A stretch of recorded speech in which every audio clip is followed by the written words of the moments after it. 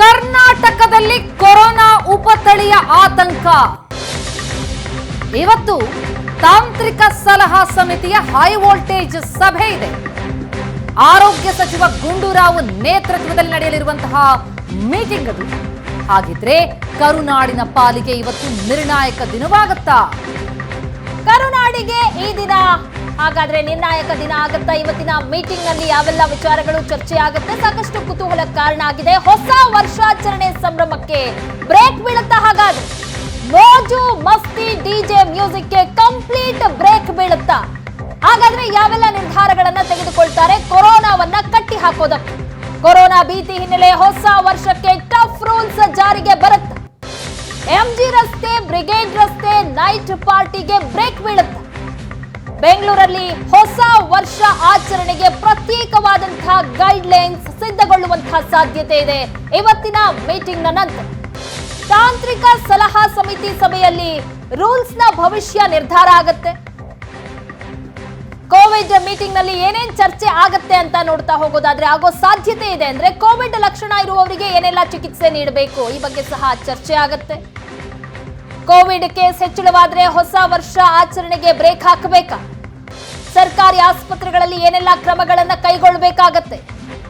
ಕರುನಾಡಲ್ಲಿ ಮತ್ತೆ ಹಳೆ ರೂಲ್ಸ್ ಗಳನ್ನೇ ಜಾರಿಗೆ ತರಬೇಕಾ? ILI ಸಾರಿ ಇರುವವರ ಮೇಲೆ ಹೇಗೆ ನಿಗಾ ವಹಿಸಬೇಕು? ಈ ಎಲ್ಲ ವಿಚಾರಗಳ ಬಗ್ಗೆ ಸಹ ಇವತ್ತಿನ ಮೀಟಿಂಗ್ ನಲ್ಲಿ ಚರ್ಚೆ ಆಗುವಂತಹ ಸಾಧ್ಯತೆ ಇದೆ. ಎಸಿ ಬಗ್ಗೆ ಹೆಚ್ಚಿನ ಡೀಟೇಲ್ಸ್ ಕೊಡ್ತಾರೆ ನಮ್ಮ ಪ್ರತಿನಿಧಿ ಮಮತಾ. ನೇರ ಸಂಪರ್ಕದಲ್ಲಿ ಜಾಯ್ನ್ ಆಗಿದ್ದಾರೆ. ಮಮತಾ, ಇವತ್ತು ಕೋವಿಡ್ಗೆ ಸಂಬಂಧಪಟ್ಟಂತಹ ಮಹತ್ವದ ಒಂದು ಸಭೆ ನಡೀತಾ ಇದೆ. ಈ ಸಭೆಯಲ್ಲಿ ಪ್ರಮುಖವಾಗಿ ಯಾವೆಲ್ಲ ವಿಚಾರಗಳು ಚರ್ಚೆ ಆಗುತ್ತೆ? ನಿಜಕ್ಕೂ ಈ ಸಲ ವರ್ಷಾಚರಣೆಗೆ ಬ್ರೇಕ್ ಬೀಳುವಂತಹ ಸಾಧ್ಯತೆ ಇದೆಯಾ? ಟಫ್ ರೂಲ್ಸ್ ಜಾರಿಯಾಗೋ ಸಾಧ್ಯತೆ ಇದೆಯಾ? ನೀವು ಪೋಷಕರಾಗಲು ಕಾಯುತ್ತಿದ್ದೀರಾ? ಚಿಂತಿಸದಿರಿ. ಓಯಾಸಿಸ್ ಫರ್ಟಿಲಿಟಿ 90,000 ದಂಪತಿಗಳ ಜೀವನದಲ್ಲಿ ಸಂತೋಷವನ್ನು ತಂದಿದೆ. 7825893601ಗೆ ಕರೆ ಮಾಡಿ. ಅತ್ಯದ್ಭುತ ರಿಯಾಯಿತಿ ಪಡೆಯಿರಿ ಹಾಗೂ ಎಲ್ಲರಿಗೂ ಗುಡ್ ನ್ಯೂಸ್ ಕೊಡಿ.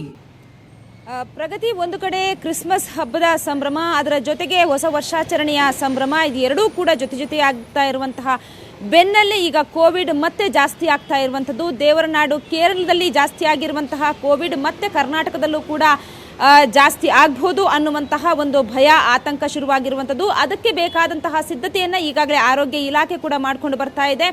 ಅಂದರೆ ಎಲ್ಲೆಲ್ಲಿ ಯಾವ ರೀತಿ ತಯಾರಿಯನ್ನು ಮಾಡ್ಕೋಬೇಕು, ಸರ್ಕಾರಿ ಆಸ್ಪತ್ರೆಗಳಲ್ಲಿ ಬೆಡ್ಗಳಿದಾವ, ಆಕ್ಸಿಜನ್ ಸಮಸ್ಯೆ ಇದೆಯಾ, ಇವೆಲ್ಲವನ್ನೂ ಕೂಡ ಈಗಾಗಲೇ ಪ್ರತಿಯೊಂದು ಸರ್ಕಾರಿ ಆಸ್ಪತ್ರೆಗಳಿಗೆ ಸೇರಿದಂತೆ ಏನು ಖಾಸಗಿ ಆಸ್ಪತ್ರೆಗಳಿಗೂ ಕೂಡ ಸೂಚನೆ ನೀಡಿರುವಂಥದ್ದು. ಎಲ್ಲೆಲ್ಲಿ ಸಮಸ್ಯೆ ಇದೆಯೋ ಅಂತಹ ಸಮಸ್ಯೆಗಳನ್ನು ಕೂಡಲೇ ಬಗೆಹರಿಸಿಕೊಳ್ಬೇಕು.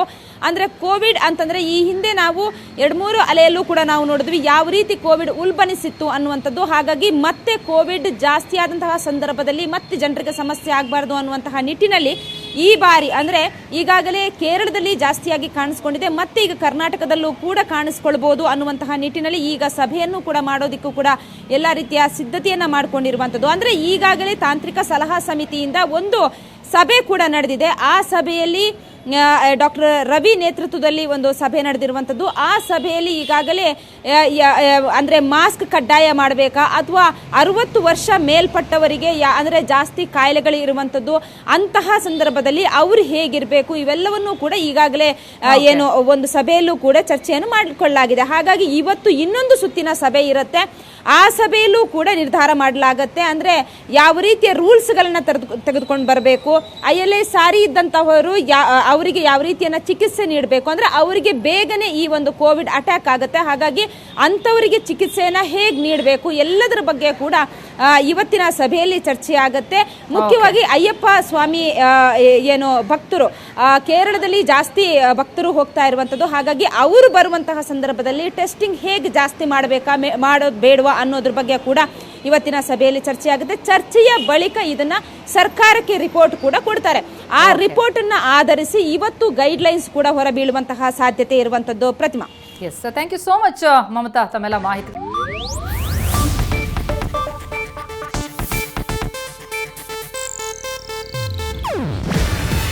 ಇದು ಏಷ್ಯಾನೆಟ್ ನ್ಯೂಸ್ ನೆಟ್ವರ್ಕ್ ಪ್ರಸ್ತುತಿ. ನೀವು ನೋಡ್ತಿದ್ದೀರಾ ಏಷ್ಯಾನೆಟ್ ಸುವರ್ಣ ನ್ಯೂಸ್.